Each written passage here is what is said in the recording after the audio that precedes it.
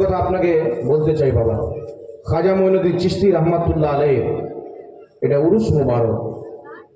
আমরা উলামা আহলে সুন্নাতুল জামাত আউলিয়া কিরামের কিছু কারামত বয়ান করি। তবে একটা কথা বলেন তো বাবা, আমরা আউলিয়া কিরামকে মানি কি মানি না? বুখারী শরীফের মধ্যে হাদিস, ক্বালা রাসূলুল্লাহ সাল্লাল্লাহু আলাইহি ওয়াসাল্লাম ইন্নাল্লাহ তাআলা ক্বাল মান আদালি ওয়ালিয়ান ফাকাদ আযানতুহু বিল হারব। নাম আহলে হাদিস, বুখারীর হাদিস খুঁজে পাইনি। আল্লাহর নবী বলছেন ইন্নাল্লাহ তাআলা ক্বাল, নিশ্চয় আল্লাহ পাক বলেছেন মান আদালি ওয়ালিয়ান ফাকাদ আযানতুহু বিল হারব। যেই ব্যক্তি আমার ওলির সাথে দুশমনি করলো, তাদেরকে মানলো না, তাদেরকে অপমানিত করলো, আল্লাহ বলছেন আল্লাহ পাক বলছেন মান আদালি ওয়ালিয়ান ফাকাদ আযানতুহু বিল হারব, আমি আল্লাহ তাদের সাথে যুদ্ধ ঘোষণা করব। যুদ্ধ কার সাথে ঘোষণা হয়? শত্রুর সাথে। যে ওলিকে মানলো সে আল্লাহর বন্ধু, আর যে ওলির সাথে দুশমনি রাখলো সে আল্লাহর শত্রু। তার সাথে আল্লাহ যুদ্ধ ঘোষণা করেছেন। হাদিসটা অন্য কিতাবে নয়, বুখারী শরীফের সহিহ হাদিস। আমার বেঁচে থাকা পর্যন্ত কি কিয়ামত পর্যন্ত কেউ দুর্বল প্রমাণ করতে পারবে না।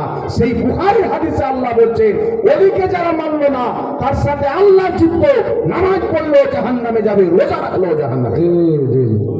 এখন হাদিস মানবো না, এই জাহিলদের কথা মানবো? বাবা জোরে বলেন। হাদিস মানতে হবে না? এই জন্য আপনাকে বলতে চাই, আল্লাহর ওলির আমরা কিছু কারামত বয়ান করি। কি বয়ান করি? কারামত। খাজা মঈনুদ্দিন চিশতি রহমাতুল্লাহ আলাইহি একটা কাঁসাতে পুরো আনা সাগরের পানি নিয়ে চলে এসেছেন। এই কারামত আপনারা শুনেছেন তো? শুনেছেন, মোবাইলে দেখেছেন। গস পাক মুর্দা জিন্দা করতেন, এটাও শুনেছেন। এখন কিছু পোল্ট্রি মুরগির সাইজের বক্তা বেরিয়েছে। একটা বক্তব্য শোনা আপনাদের কালিয়াচকের দিকে, কোথায় এসে থানা কালিয়াচক, তো এই কালিয়াচক থানার মধ্যে কোথায় এসে বলছে যে আমি কালিয়াচকের স্ট্যান্ডে দাঁড়ালাম, একটা লম্বা টুপিওয়ালা সুন্নি আলিম এসে বলছে হুজুর আসসালামু আলাইকুম, একটা সেলফি নেবো। তো সেলফি দিলাম। তো আমি বললাম যে আপনি যে সালাম করছেন, আপনাদের জুবের মৌলভী বলছে যে ওয়াহাবিকে সালাম দিলে বউ তালাক হয়ে যেত, আপনি যে আমাকে সালাম দিলেন, বলছে ও হারাম করা ভুল ভাল। আচ্ছা বলেন তো বাবা, এই ঘটনাটা ও সত্য বলেছে না মিথ্যা বলেছে? মিথ্যা। ওকে কালিয়াচকে যদি কোনো সুন্নি আলিম পেয়ে নেয়, ওর মুখে গোটা পাঙা করে আড়ি বুড়ি সব বের করে আর বলছে আমাকে সালাম দিন। ওয়াহাবি যদি মিথ্যা না বলে হালাল জাদা হইবে না। যেখানে মিথ্যা আছে সেখানে ওয়াহাবি, ওর ধর্মটাই তো মিথ্যাতে চলে।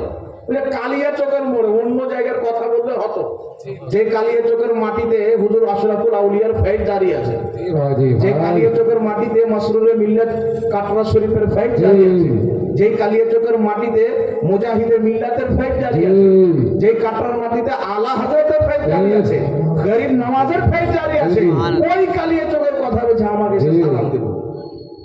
তুমি একদিন আগে খবর করো যে আমি কালিয়াচক আসি, দেখো স্ট্যান্ডে তোমার কয়জন হাজির হয়ে যায়। দাড়ি তো নাই, কি ছিড়বে তোমার? মুক্কা টুক্কা দিয়ে যা ভুঁটি আছে সব কমিয়ে দেবে। এ বলছে গসমান মুর্দা জিন্দা করেছিলেন, ভুল ঘটনা। এগুলো সব মিথ্যা ঘটনা। কোনো ওলি মুর্দা জিন্দা করতে পারে না। একটা কাসাতে গরিব নওয়াজ পুরো আনা সাগরের পানি নিয়েছে, মিথ্যা কথা। এই জন্য আপনাকে বলতে চাই বাবা, ওয়াহাবি যেখানে থাকে জ্ঞান থাকে না, জ্ঞান থাকলে ওয়াহাবি থাকে না। আমি আপনার সামনে কোরআন হাদিস এবং আকীদার কিতাব থেকে প্রমাণ করব, আপনাকে দলিল দিচ্ছি যে আল্লাহর ওলিরা কি করতে পারে। সর্বপ্রথম একটা দলিল শুনে নেন। কিতাবটির নাম হচ্ছে সারা আকাইদে নাসাফি। এই কিতাবের মধ্যে লেখা আছে আল আল কারামাতু হাক্কুন, ওলিদের কারামত হলো সত্য। ওলিদের কারামত হলো সত্য। আরে খাজা মঈনুদ্দিন চিশতি একটা কাপড়াতে আনা সাগরের পানিকে নিয়ে চলে এসেছেন, তাই তুমি মানতে পারছো না। পবিত্র কোরআনুল কারীম খুলো, সূরাতুন নামাল খুলো। হযরতে সুলাইমান আলাইহিস সালামকে যখন হুদহুদ নামক পাখি বিলকিসের খবর দিলেন, সুলাইমান আলাইহিস সালাম তাকে দাওয়াত করলেন ইসলাম কবুল করার। বিলকিস বললেন আমি তো দাওয়াত কবুল করব, তবে আমাকে একটা কিছু দেখাতে হবে। সুলাইমান আলাইহিস সালামের নিকটে আসেন, কয়েক মিনিটের মধ্যে সুলাইমান আলাইহিস সালামের নিকটে পরিবেশ করবেন। আর সুলাইমান আলাইহিস সালামের রাজত্ব থেকে বিলকিসের সিংহাসন ছিল 2 মাসের দূরি রাস্তাতে। 2 মাস যেতে লাগতো। হযরতে সুলাইমান আলাইহিস সালাম জানতে পারলেন বিলকিস আমার নিকটে চলে আসছেন। তিনার দরবারে জিন্নাত ছিল, তিনার দরবারে মানব জাতি ছিলেন। সুলাইমান আলাইহিস সালাম বলছে তোমাদের মধ্যে কে আছে যে যে বিলকিসের আমার সামনে হাজির হওয়ার পূর্বে তার সিংহাসন হাজির করে দেবে। একটা কথা মনে রাখবেন, এটা কোরআন পাক। সুলেমান আলাইহিস সালাম থেকে বিলকিসের সিংহাসন ওই জামানার সাওয়ারিতে 2 মাস লাগতো। কত? 2 মাস। 2 মাসের রাস্তা। আর বিলকিস আপনার 2-1 মিনিটের মধ্যে ঢুকে যাবে। একজন জিন্নাত দাঁড়ালো, জিন্নাত দাঁড়িয়ে বলছেন, হুজুর আমাকে অনুমতি দেন, এই জায়গা থেকে আপনার উঠার পূর্বে আমি বিলকিসের সিংহাসন হাজির করে দেবো। তো হযরত সুলেমান আলাইহিস সালাম বলছেন, না, এরও আগে কে নিয়ে আসতে পারবে? মানে ওই যে জিন্নাত, ওই জিন্নাত আজকের টাইম হিসাবে যদি বোঝানোর জন্য বলে ধরেন 2-2.5 ঘন্টা টাইম চাইবে। সুলেমান আলাইহিস সালাম বলছেন চলবে না, এর আগে কে আনতে পারবে? সুবহানাল্লাহ বিরাদর ইসলাম। সুলেমান আলাইহিস সালাম জিন্নাতকে বললেন হবে না, আগে কে নিয়ে আসতে পারবেন? তখন একজন ব্যক্তি দাঁড়ালেন, যার নাম হচ্ছে আসিফ বিন বারখিয়া। তিনি বলছেন আনা আতিকা বিহি। আল্লাহ পাক কোরআনে বলছেন ক্বালাল্লাযী ইনদাহু ইলমুম মিনাল কিতাব। একজন ব্যক্তি দাঁড়ালেন যাকে আল্লাহ কিতাবের জ্ঞান দান করেছিলেন। সে দাঁড়ানোর পরে বলছেন, সে দাঁড়িয়ে বলছেন, হুজুর আপনি আমাকে অনুমতি দেন, আপনার চোখের পলক বন্ধ করে খোলার পূর্বে সিংহাসন হাজির করে দেব। সুবহানাল্লাহ। জিন্নাত পারল না। 2 মাসের দূর রাস্তা। এটা কোনো কিসসা কাহিনী নয়, আল্লাহর কোরআন। আল্লাহ পাক বলছেন ক্বালাল্লাযী ইনদাহু ইলমুম মিনাল কিতাব। একজন ব্যক্তি দাঁড়ালেন যাকে আল্লাহ কিতাবের জ্ঞান দিয়েছিলেন। সেই ব্যক্তি বললেন আমাকে অনুমতি দেন, আনা আতিকা বিহি ক্বাবলা আইয়ারতাদ্দা ইলাইকা তারফুক। আপনি আমাকে অনুমতি দেন, চোখের পলক বন্ধ করে খোলার পূর্বে আমি সেই সিংহাসনকে হাজির করে দিব। হযরতে সুলেমান আলাইহিস সালাম অনুমতি দিলেন, চোখের পলক বন্ধ করে খুলছেন, সামনে সিংহাসন হাজির ছিলেন। ওই ব্যক্তি কে দাঁড়িয়েছিলেন? তিনার নাম হলো আসিফ বিন বারখিয়া। তিনি জিন্নাত ছিলেন না, ফারিস্তা ছিলেন না, সুলেমান আলাইহিস সালামের উম্মতের একজন ওলিয়ে কামিল ছিলেন, একজন ওলি বান্দা ছিলেন, একজন হক বান্দা ছিলেন। আপনাকে বলতে চাই, সুলেমান আলাইহিস সালামের উম্মতের ওলির যদি এত কারামত হয়, মুহাম্মদ রাসূলুল্লাহর উম্মতের ওলি করিম নওয়াজের কত কারামত হবে? ভাই সুবহানাল্লাহ, সুবহানাল্লাহ। একটা কথা মনে রাখবেন, প্রত্যেক নবীর উম্মতের চাইতে বেশি কারামত মুস্তাফা জানে রহমতের উম্মতকে দেওয়া হয়েছে। সুলেমান আলাইহিস সালামের উম্মত লাজবাব, আমার নবীর উম্মত লাজবাব। প্রত্যেক নবীর উম্মত চাইতে আমাদের নবীর উম্মতের সম্মান আল্লাহ বেশি বাড়িয়েছেন।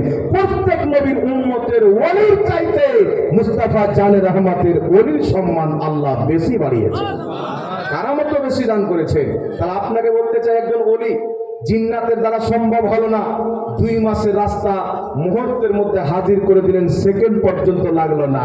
এখান থেকে আপনাকে বুঝতে হবে ওই একটা কাঁসাতে এত পানি কি করে আসতে পারে। মানে ওই যে ওর বাপ শয়তান বলেছিল আমি আগুনের তৈরি, আদম মাটির তৈরি, আমি আগুন হয়ে মাটিকে কি করে সাজতে পারি? এরও বেরেনে ঘুরছে যে একটা ছোট কাঁসা এত আনা সাগরের এত বড় পানি কি করে চলে আসবে। শয়তান বলছে এটা হতে পারে না। তো কারামত তো ওটাকেই বলে যেটা ব্রেনে আসে না, বুঝে আসে না, সবার দ্বারা সম্ভব নয়। আর যদি সবাই করে নেবে, ব্রেনে চলে আসে, তো কারামত কেন হবে? আমি যদি একটা পাটকারি নিয়ে ভেঙে দেওয়া বলি আমার কারামত, 2-4টা লোক বলে যেটা আমিও ভাঙতে পারি, তাহলে আমারও কারামত হয়ে যাবে। কারামত কাকে বলে? যেটা সবার দ্বারা সম্ভব নয়, আল্লাহ নিজের খাস বান্দাকে দান করে। সুবহানাল্লাহ, সুবহানাল্লাহ। এখন 2টি হাদিস আপনাকে বলবো। একটি হাদিস হচ্ছে ইবনে মাজাহ শরীফের মধ্যে রাসূল কায়নাত সাল্লাল্লাহু আলাইহি ওয়াসাল্লাম বলছেন, আল্লাহ পাকের কিছু এমন বান্দা থাকে তারা ফাটা পুরানা লেবাস পরে, মাজুব টাইপের যারা আল্লাহর ওলি হয়, মানুষ তাদেরকে দেখে মাজনু মনে করে, পাগল মনে করে। রাসূল পাক বলছেন তাদের মর্যাদা আল্লাহর দরবারে এত বেশি, তারা যেটাই বলে আমার আল্লাহ সেটাই করে। সুবহানাল্লাহ। তারা মুখ দিয়ে যেটা বের করে দেয় আল্লাহ সেটাই করে দেয়। খাজা মঈনুদ্দিন চিশতি আনা সাগরের কথা বলেছিলেন, তিনি যেহেতু বলতেন সমুদ্রের সমস্ত পানি এই কাঁসাতে আল্লাহ পাঠিয়ে দাও, আমার আল্লাহ সেটাই করতেন। এটা নবীর হাদিস, জোরে বলুন সুবহানাল্লাহ। এজন্য বলতে চাই বিরাদর ইসলাম, আল্লাহর নবী সাল্লাল্লাহু আলাইহি সাল্লাম বলছেন, বুখারীর হাদিস, আল্লাহ পাক বলছেন, রাসূল পাক বলছেন হাদিসে কুদসির মধ্যে যে আল্লাহ বলেছেন, যখন কোনো বান্দা আল্লাহর বেশি করে ইবাদত করে আল্লাহর নিকট লাভ করেন। একটা এক্সাম্পল দিয়ে দিই, কুরবানির টাইমে আপনারা যখন হাসুয়া ফাসুয়া নিয়ে গিয়ে পা ঝাঁতে যান, তো দেখবেন আগুনে যখন ধরে, তো আগুন আস্তে আস্তে নিজের রং ওই হাসুয়ার উপরে চাপিয়ে দেয়। কিছুক্ষণ পর যখন বের করবেন দেখবেন হাঁসুয়াটাও আগুনে পরিবর্তন হয়ে গেছে। হয় কি হয় না? তো বান্দা যখন আল্লাহর ইবাদত করে একটা মাকাম থাকে ফানা ফিল্লাহ, নিজেকে আল্লাহর মোহাব্বতে হারিয়ে দেয়, ফানা করে দেয়, তখন আল্লাহ পাক নিজের রং তার উপরে চাপিয়ে দেয়। তখন বুখারীর হাদিস, আল্লাহ বলছেন আমি তার কান হয়ে যাই, আমি তার চোখ হয়ে যাই, আমি তার মুখ হয়ে যাই, আমি তার হাত হয়ে যাই, আমি তার পাও হয়ে যাই। তো আল্লাহ যখন ওলির জাবান হয়ে গেল, তো জাবানটা ওলির হলো, ফরমানটা খোদার হলো।